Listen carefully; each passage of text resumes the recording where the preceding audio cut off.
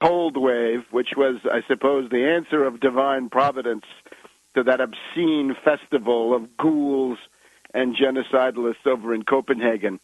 But now we have to talk about the heart of the matter. Wall Street. Wall Street, the enemy of humanity. Wall Street, the center of the derivatives bubble, which is corrupting and destroying the world. Wall Street and its partner in crime, the City of London, presiding over a world system in which 40,000 human beings die, minimum, every day from malnutrition and starvation and diseases which can be cured for just a few pennies. Presiding over a world system in which about one-third of the world population lives on less than €1 a day, less than about $1.50. And the question is, what are we going to do about this? We hear the demagogic anti-government blather of those Republican demagogues and operatives like Dick Armey, who have cynically taken over in the Tea Party movement and are trying to dupe the various Tea Party enthusiasts, so far with considerable success. And we hear that kind of clamor. Now, this coming period of a couple of weeks is going to be marked by one of the most monstrous orgies of greed ever seen in human history. And this is going to be the new round of Wall Street bonuses. And it's going to be in the area of $60, $70 billion. Nobody knows exactly how much it's going to be. And it's going to be coming from Goldman Sachs, from the Morgans, J.P. Morgan Chase, Morgan Stanley. Going to be coming from Citibank, Wells Fargo, Bank of New York Mellon, and similar institutions. An monstrous orgy of greed, a bacchanalia of avarice and cupidity, all played out before the eyes of the world. What are you going to do about it? You, the taxpayer, who were robbed by Bush, by Cheney, by Paulson, by Bernanke, now by Obama, Geithner, Summers, Volcker. What are you going to do about it? It's time for a march on Wall Street. It's time to say, all right, fine. The point with the marches on Washington that point has been made. And I address this in particular to our dear friends from the Tea Party who are meeting in Nashville, Tennessee in the first week of February. I would like to formulate for them the following challenge. My question to you is, are you in the process of being duped by Republican operatives in the same way that the leftists, the anti-war forces, the impeachment forces, the people who were angry with Bush and Cheney, were thoroughly duped? They were gulled to a queen's taste during 2007 and 2008. They could not have been more thoroughly duped.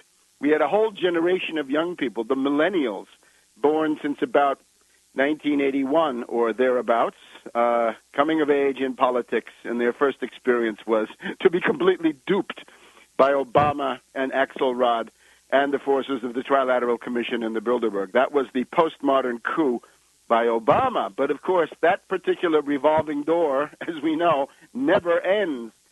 And now we're looking at a phase where it's the right-wingers. It's people who think they're conservative. Many of them are actually reactionaries.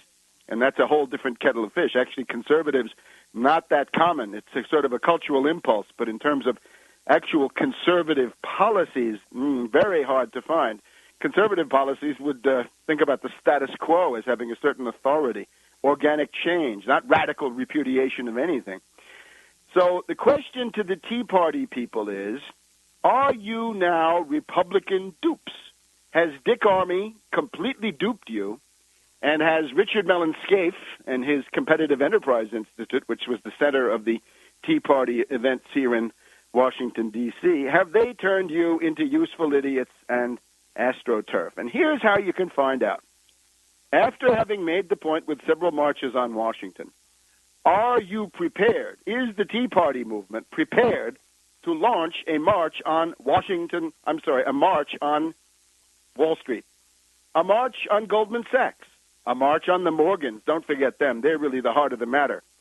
J.P. Morgan Chase is certainly the flagship and centerpiece of the entire system.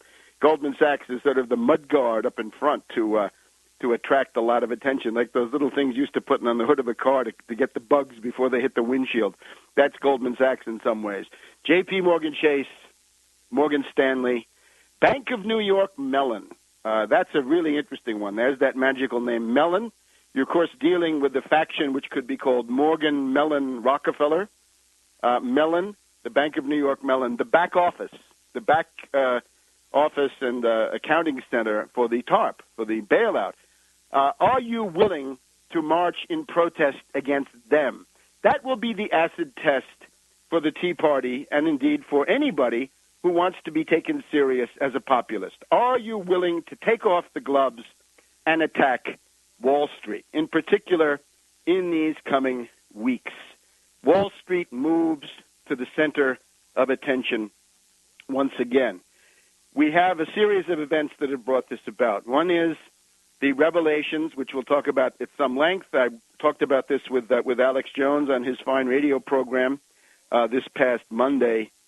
AIG and Geithner. And we know we should probably go into this right now because this is the starting point. Let's get people riled up into a real good populist indignation. Economic populism, needless to say, not cultural. Cultural gets you nowhere. Cultural populism gets you Palin and Limbaugh and good night.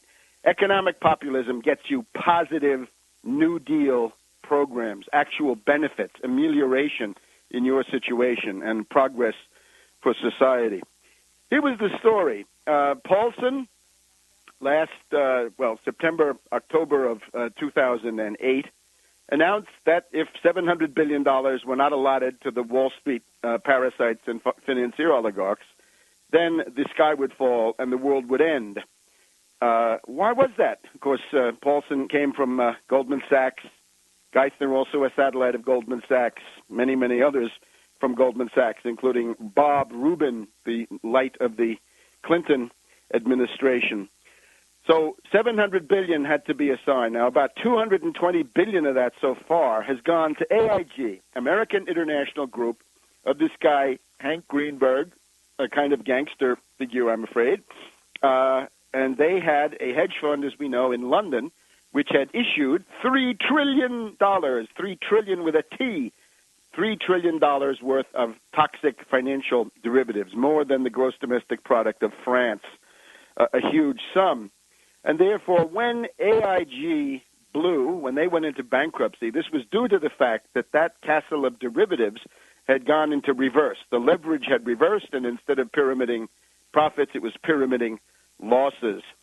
So $180 billion to $200 billion and now $220 billion given to AIG. And where did that money go? What did AIG do with that money? Now, this is Treasury money.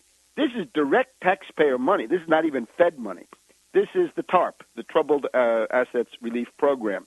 And you'll remember, approved by Bush, approved by Cheney, proposed by Paulson, supported by candidate Obama, who arm-twisted the Black Caucus, who didn't want to vote for it. Obama made the Black Caucus vote for this monstrosity. Who else supported it? McCain foolishly threw away his chance to become president by supporting it. And Palin. Palin also supported the bailout. She supported the TARP. Palin in bed with the bank. Time for a march on Goldman Sachs, a march on Wall Street. And we'll march back in a minute.